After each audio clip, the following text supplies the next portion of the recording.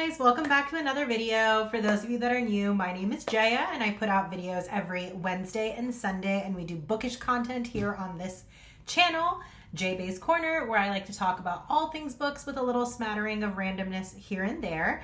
So today I'm coming to you with the November TBR. Now this is one of my favorite videos to film, and then after I'm done filming these, I love talking about what books I actually read on the TBR, what I didn't. The October reading wrap-up will be coming shortly. Today it is October 27th, so I still have a few days left. October has been an insane reading month for me. It's been crazy how many books I've gotten through, so definitely excited to share that with you guys, but I did actually do a 24-hour readathon this past month, and so that is why I had so many more books in October. I may try another one of those in November, depending on whether time allows, but most likely the next one will be happening in December. That being said, all randomness aside, I did end up starting a series in October that I will be continuing in the November TBR, and then I also have some other books and other series that I wanted to smatter it because of the fact that we do have Thanksgiving and the holidays coming up. This month is also particularly special to me because it is the month of my anniversary. I got married over Thanksgiving weekend 2 years ago, and I love my husband to death. So very excited to celebrate our anniversary and have a wonderful reading month as well. That being said, let's get on into it. So first and foremost, I am a part of a book club. Oh my gosh, I forgot to add the book club book from the second book club into this list. I'll go grab it at the end. But that being said, there will be one more book added to this list that I currently have sitting in front of me right now. So the first book is the Pumpkin Spice Cafe. This book has been flying off the shelves. It was at one point not even possible to get your hands on this book. Barnes & Nobles was completely out of stock. Amazon was out of stock. So very popular book. Lots of great reviews on this book. This is the book that was selected by my book club, the Overbooked Book Club. We meet on Facebook. We have a couple of different people who help run the book club. I was just very blessed to be chosen to help with that. The main person who started that book club has since kind of taken a step back just because, you know, family happens, and we're all very happy for her and all of the wonderful changes in her life. But since she did need someone to step in, I was happy to do so and have been enjoying it every second ever since. We basically vote on titles once a month in order to figure out what we're going to read the next month. I usually try to post the options for selection about 2 weeks, a week and a half to 2 weeks into the new month, so you have plenty of time to get the book before the new month begins. We always discuss the books at the end of the month, typically the fourth week of every month, but in the case of November and December, we will be meeting a little bit earlier simply because of the holidays that will be happening. That being said, this was the book that was selected for this month by Lori Gilmore. From my understanding, this is supposed to be very cozy vibes. It's supposed to be almost very similar to like Gilmore Girl vibes, which I feel like is the perfect show for this time of the year. And so I'm really excited to be reading this and get into my Gilmore Girls era as well. Because I ended up picking up the Pumpkin Spice Cafe, I also got the second book in the series as well. She did recently write a third one as well, which is called The Christmas Tree Farm, which I also have sitting on my shelf. And I believe the fourth book is set to be released soon as well. But I just love these covers as well. They're so beautiful. I love the fall foliage that's all like shiny and pretty, and it's just so much fun to see that twinkling as well. I love the little cat on the background. You have a cat over here too. This book also has a cat. You can see her in the front and in the spine. So I'm obsessed with cats. I love all animals really. Would love to have a dog as well, but I just don't have the time or the space for a dog right now. So maybe in the near future. However, I do have two beautiful cats and I love them both to death. One is a black American short hair cat, and she is so lovely. She loves to meet everybody. She loves to spend time with everybody, but God forbid you pick her up against her wishes and she will scratch, claw, and bite you. But she is my baby. She is a shelter cat. She's been through a lot in her lifetime. I've had her with me for about 4 years, and I love the fact that she has chosen to love me back. And trust me, it's so nice to have her purring on my lap when I'm reading. And then I also have our little baby. She's about a year and a half old at this point. She will be turning 2 in April of next year. Her name is Taco. She is absolutely adorable as well. Also a short hair American cat who's a floofy little girl. She is a tabby, and we love her to death. She's very quirky. She's terrified of everyone and everything, including her own shadow. But when she decides she loves you, she loves you. She's very needy. She's very much a lap cat. She's very much up in your face. She's usually the reason I don't finish books, because she will come and sit on top of the book. Don't know why I brought that up. Basically just to say that I'm really excited to read these because they clearly have cats, and I'm excited because I love cats. So books 1 and 2 of Lori Gilmore's Small Town series. Excited to dig my teeth into these. Then I have 2 books that are also part of another series that has recently been released by Travis Baldry. This first book is called Legends and Lattes. Here, baby. That was the cat. She ran off. This is Legends and Lattes. So this is basically about an ogre who decides she doesn't want to fight anymore. She's trying to hang up her sword, and basically start her own little coffee shop in the city. However, having a mercenary background, she constantly has people who come and bother her and irritate her. And so it's just her kind of getting some closure and going through some silly things as she is trying to set up this coffee shop. And I just thought, what could possibly be more fun for the November season? You have coffee, you have coffee shops, you have cozy mystery vibes, cozy fun, and you also have a grumpy old ogre, which reminds me of Shrek, which I also feel like is perfect for this season. Bookshops and Bone Dust is basically following Viv as well. From my understanding, this may be set in the past, but I'm not 100% sure. This is also a special edition copy that I did showcase in one of my recent videos. This is from the Bookish shop, and I absolutely love this cover. I love the fact that you have the beautiful painted edges. And let me just show you guys what this cover looks like, because it's so beautiful. Like, oh my gosh. So cute. I love that this entire cover is painted, and then this inner page is also beautiful. But basically this is following Viv, who is a bloodthirsty mercenary, of course, in this book. But, you know, she goes through an injury and she's forced to rest. So she's sent to a little inn by the ocean. And so I'm excited to read this, and I wonder if this was the inspiration for her wanting to start a coffee shop in this book. But either way, really curious to see what both of these books have to offer, and super excited to jump into this series as well. Then I also have Lucy Score, because of course we love Lucy Score. And so I have the Knock 'em Out series. I have not actually read this series before, and now that I have the Kindle as well, I'm excited to read this both in physical copy as well as possibly on my e-reader, because you can see that these are big books. They don't fit in all your handbags, and so therefore I need to always have a book on me. So these will definitely be enjoyed on the Kindle Unlimited package as well. But super excited to check these out and get into these and get that small town lovely vibe from these books as well. And they are small town romances. Then I have 2 books that just wrap out this October season. I've been wanting to read these. They've been on my bookshelf. I have not gotten to them yet because I unfortunately got sucked into the other series that I will be continuing in November, and I'll show you those books shortly as well. But I have heard wonderful things about Assistant to the Villain and Apprentice to the Villain. This is a quirky romance story about a girl named Evie who basically needs a job and ends up working for a villain as his assistant. She basically solves a mystery that's also occurring at the same time and ends up falling in love with our grumpy villain character in this book. Assistant to the Villain is first, and then Apprentice to the Villain is the second one. I've heard wonderful things about both these books. Everyone I've talked to who's actually read them is obsessed with them. The internet seems very excited about these books as well, so I can't wait to start reading these books. And I love the fact that they have the fun painted edges and the opposite colors for the covers. So super excited to pick these up and get into these as well.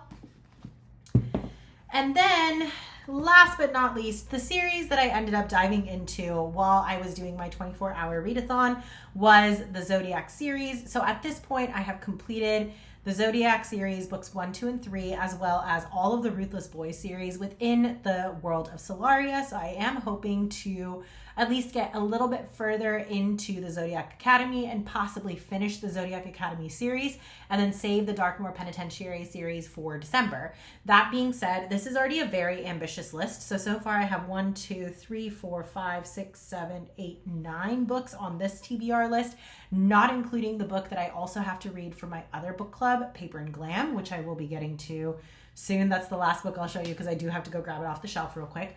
But at this point, because I have finished 1, 2, and 3 in Zodiac Academy and all of the Ruthless Boys series, the next step is to continue that series. Now, as I mentioned, it is still October. So I do technically have these on the back burner for the the October TBR, but I have a feeling I'll end up finishing both of these 2 books before the month of November begins. The first one being Origins of an Academy Bully, which is the little novella that is supposed to be read after the Ruthless Boys to reintroduce you back into the world of Solaria and kind of give you an idea of what's going on in the background.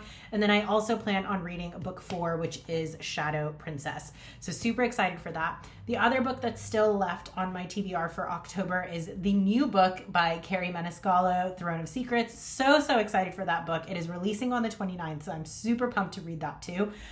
So hopefully we'll be able to get through all of those 3 books before the 31st. At this point, I think I probably have enough time to do that, but we'll see. So on the off chance that I can't get through this book will then become the first book on the TBR list for November.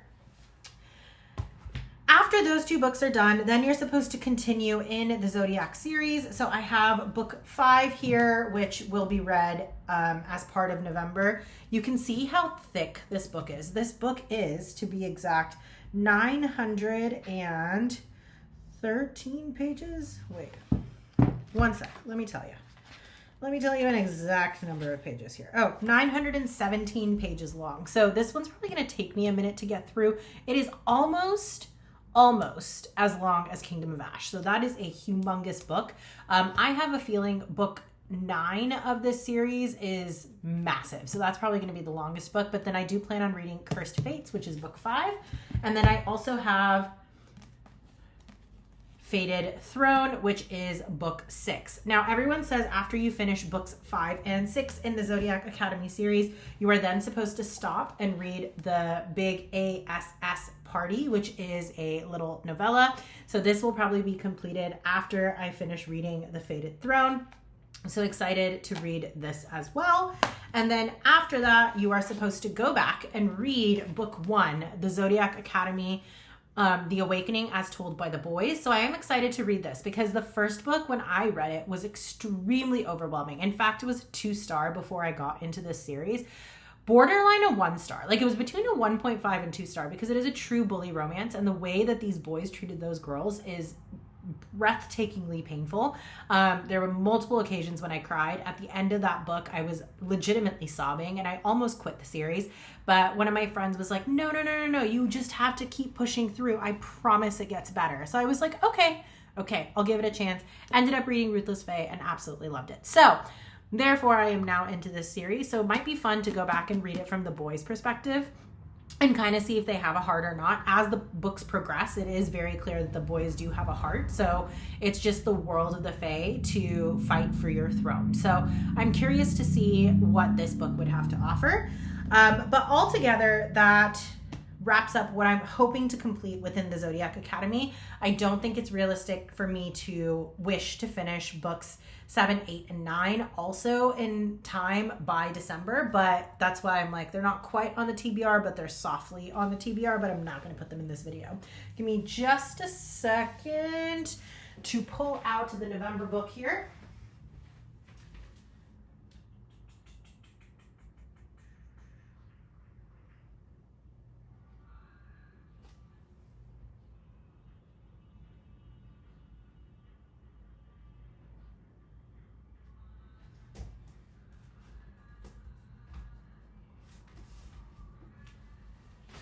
And then this is our November choice read for the other book club that I'm a part of, which is Paper and Glam. It is run by a wonderful, wonderful woman named Lisa Marie Landreth and her wonderful team.